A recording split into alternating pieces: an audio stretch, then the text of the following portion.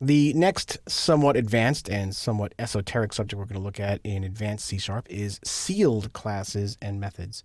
Now, sealed classes and methods are essentially the opposite of abstract classes.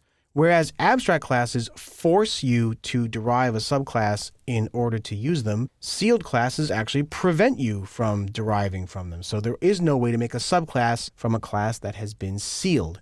It's also possible to mark individual methods in classes as being sealed, which prevents them from being overridden in some classes. But it is far more common to seal entire classes than methods. And the way that you create a sealed class is by using the sealed keyword. So if I define a class like this, I have public class, my class. If I wanted to seal this class, I would just simply put the word sealed inside my class. And then at this point, I can no longer create a subclass. So before the sealed keyword was in there, I can make my subclass off of my class. But now that the sealed keyword is in there, this is an error. I can't derive from my class anymore. So let's actually see this in action.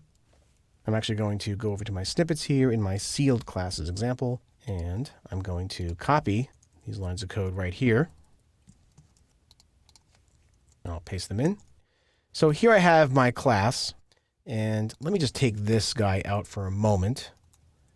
Okay, so I have a class called my example class, and then I have my subclass, which derives from my example class. And if I hit F6, you can see that everything works fine. The build succeeds.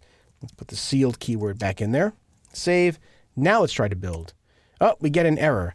And it says that the subclass right here cannot derive from sealed type my example class. So by sealing this class, I prevent any further subclasses from being created. You'll do this when you create classes that you don't want people messing with. It's not a particularly common thing that you'll see a lot of. The .NET Framework does this in a couple of places where it doesn't want you messing with things like the math class or other things. Basically, if you create a class where you want it to behave a certain way and you don't want authors to be able to override methods in your class, you can create a sealed class. So pretty quick, simple example of how you can create classes in C# that cannot be derived from or subclassed.